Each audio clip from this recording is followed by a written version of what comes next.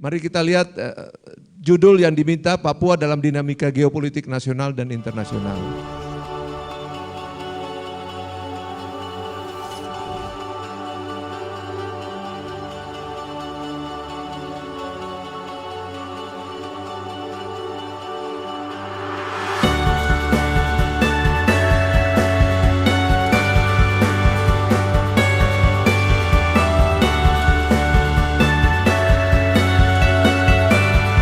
Kita tidak mungkin lepas dari sejarah.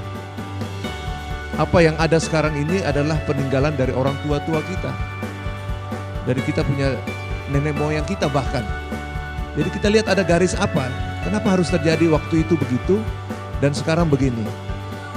Kalau tidak kita melihat dari sisi ini, maka kita kehilangan arah.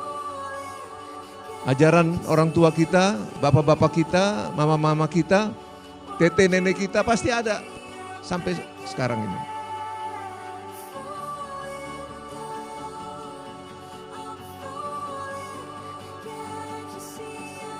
Semua aspek kehidupan harus menyesuaikan.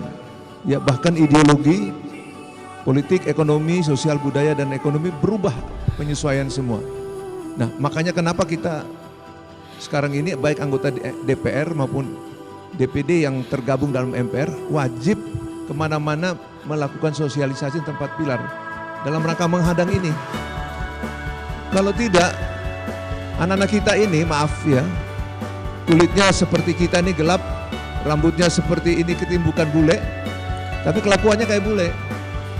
Misalnya begitu, ini contoh. Karena pengaruh globalisasi luar biasa. Dari model, lagu, segalanya, cara berpakaian, kehidupan.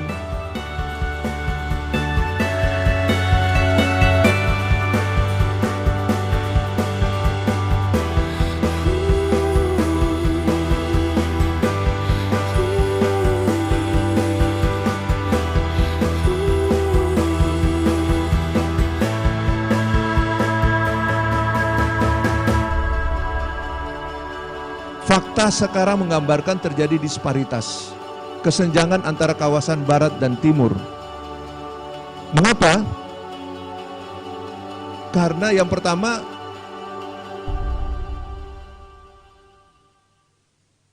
politik pembangunan nasional kita ini berbasis kontinental atau pulau besar. Itu yang pertama, padahal kita ini negara maritim. Bahkan sistem pertahanannya juga sama, mengarah ke sana. Yang kedua, politik anggaran kita berbasis jumlah manusia dan wilayah darat. Kan aneh, kayak Maluku Utara.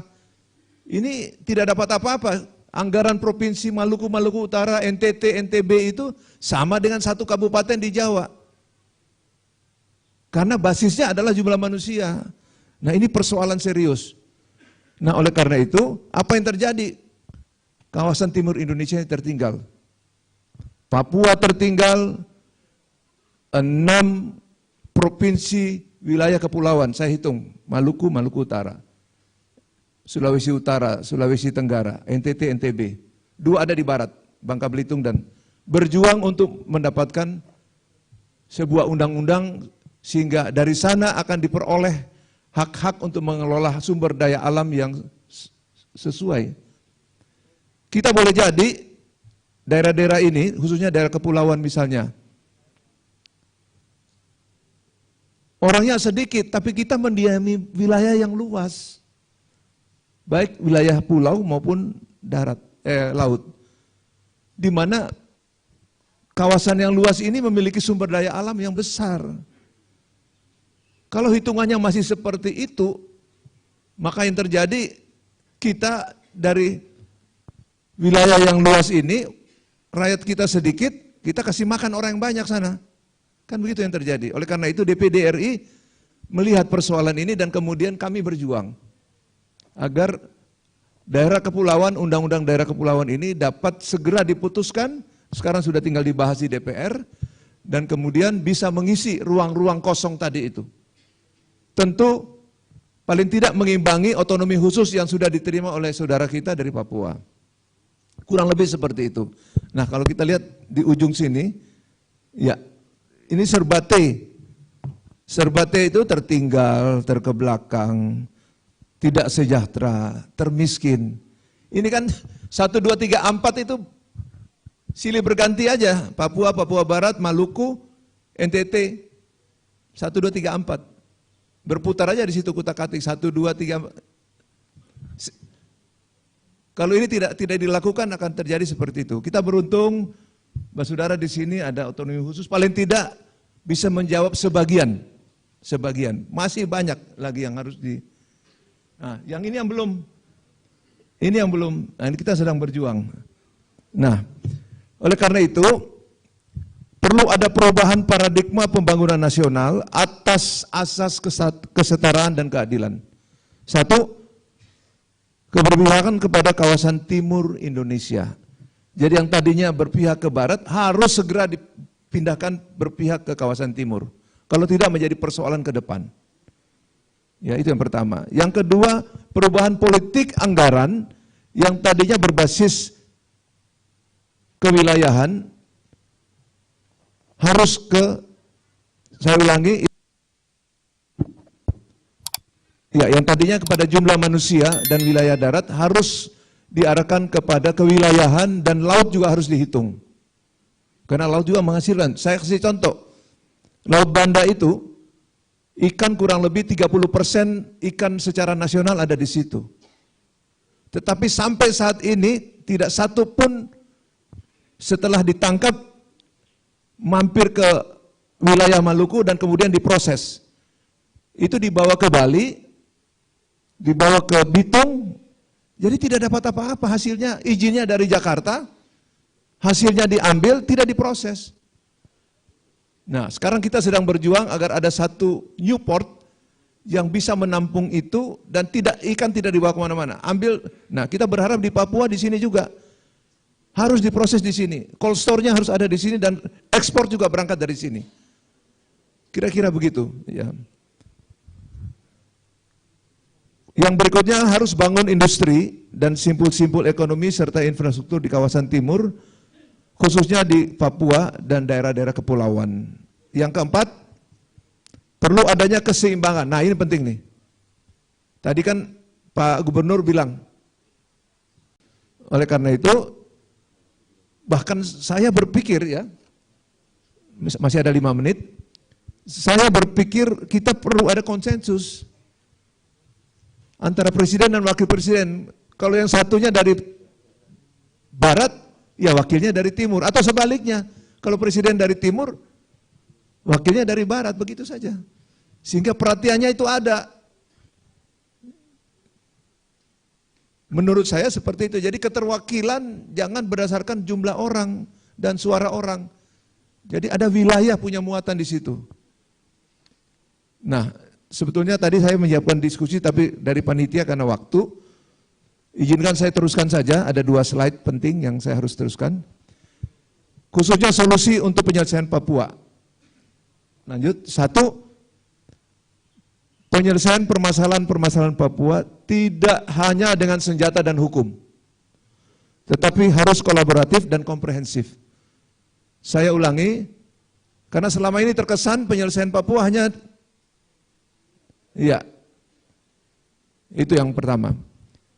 Yang kedua, segala keputusan dan kebijakan tentang Papua harus memperhatikan asas keadilan serta melibatkan masyarakat Papua. Setuju? Ya. Ini harus diperjuangkan ini, ya. Teman-teman DPR, DPD, kawal terus ini. Jangan sampai ada kebijakan di sana tidak melibatkan, ya. Yang ketiga, diperlukan optimalisasi pembangunan Papua di segala aspek kehidupan dengan menjunjung tinggi hak asasi manusia, menjaga kelestarian lingkungan hidup, serta kearifan lokal, termasuk hak-hak adat masyarakat Papua. Setuju?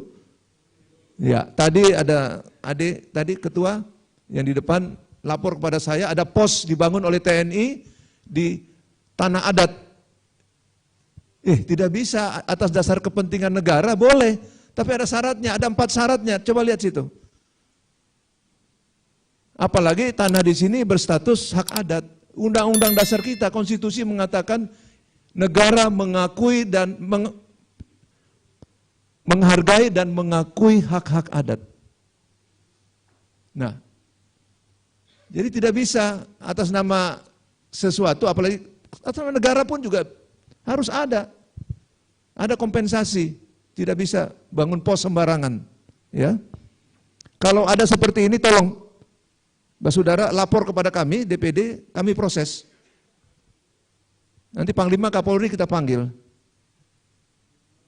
Iya kan? Setuju? Iya. Jadi jangan menabrak sesuatu yang sudah diatur oleh konstitusi. Jangan bikin aturan sendiri. Jangan atas nama negara terus melanggar konstitusi, tidak bisa. Ini negara demokrasi. Teman-teman Dewan, tolong DPD ya, ada hal-hal seperti ini segera ditampung dan kita proses. Kita panggil Panglima sama Kapolri bila perlu. Ya. Yang keempat, hasil-hasil sumber daya alam harus dimanfaatkan dan dinikmati oleh daerah, khususnya masyarakat Papua secara maksimal. Nah ini juga. Nah, untuk mendukung hal tersebut, maka kebijakan Otsus Papua tetap dilanjutkan, urusan kami semua. Sekarang lagi proses di Senayan dan DPD akan all out untuk melindungi, untuk memperjuangkannya. Kebetulan di sini ketua Otsus Papua Ketua Pansus Papua. Ini Dr. Philip ini. Dari DPD RI. Ya, tepuk tangan dulu. Jadi beliaulah nanti yang memperjuangkan, ya didampingi tentu Pak Yoris dan teman-teman yang lain juga ikut terlibat. Tapi intinya kita akan berjuang agar Otsus Papua ini tetap jalan terus, bahkan harus ditingkatkan. Ya. Nah, Mbak Saudara, tahun 2018 saya pernah membuat satu wawancara dan tulisan di majalah di ibu kota. Tolong dilihat. Iya. Saya punya mimpi satu saat Presiden RI orang Papua. Iya. Saya punya mimpi begitu, ya. Saya punya mimpi, ya. Mudah-mudahan Tuhan, ya. Siapa dulu membayangkan Obama bisa jadi Presiden Amerika? Ya. Kenapa di sini tidak bisa? Ya. Jangan cukup jadi menteri saja, ya. Setuju kah? Iya. Kita memperjuangkan, kita punya hak, boleh. Jadi ini 2018 wawancara saya di satu majalah nasional. Nah, seperti ini kira-kira saya tulis dan saya punya mimpi, mudah-mudahan satu saat ini Tuhan bisa meridhoi ya. Ya, baik, saya kira itu saja, Mbak Saudara semua. Apa yang saya sampaikan ini hanya sebagai referensi. Segalanya berpulang kepada Mbak Saudara semua, tapi ini fakta-fakta sejarah menggambarkan seperti itu. Nah, jadi oleh karena itu sebagai seorang yang mewakili masyarakat dan daerah, tentu sangat tetap berada pada barisan terdepan di mana daerah itu memperjuangkan kepentingannya, termasuk Papua. Jadi oleh karena itu kami semua khususnya dari DPD RI memang tugasnya untuk memperjuangkan kepentingan daerah. Mudah-mudahan apa yang diharapkan oleh masyarakat Papua, daerah khususnya di Papua Barat, lebih khusus lagi Mbak Saudara dari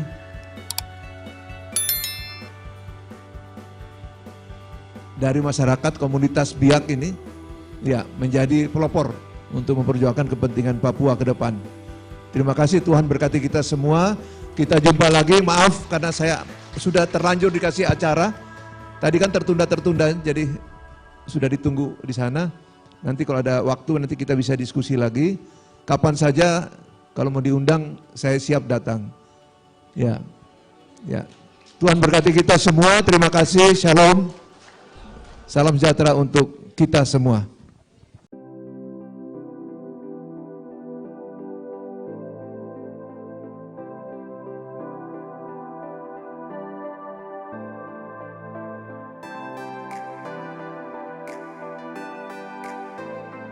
Halo saudara-saudara sekalian, saya Senator Philip Mafmal, anggota DPD RI West Papua Indonesia, hadir dalam channel YouTube Jas Merah TV.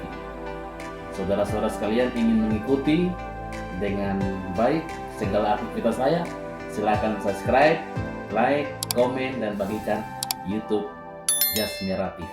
Thank you.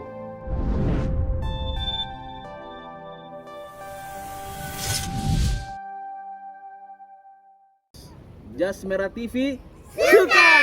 Katakan lagi, Jas Merah TV suka. Jas Merah TV suka.